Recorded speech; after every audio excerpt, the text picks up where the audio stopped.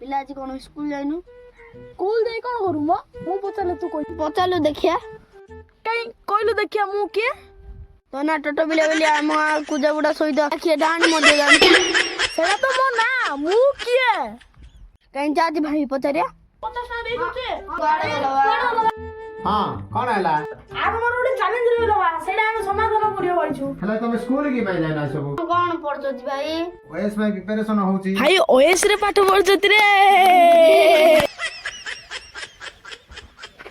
ಅಂತಲ್ಲ ಲೆಸಳೋದು ಕೇತೆ ವಿಧೇಯ ಮೇಲೆ ಪದೇ ಆಯೋ ମୁଁ କିଏ? କାଇଁ ତାର ଉତ୍ତର କହିଲେ ଦେଖିଆ। এই উত্তরটা তুমি লাস্ট রূপ পাইও মোঠু ଏଇଟା ନା କହିଲେ ଆଉ ଗୋଟେ କୁହ।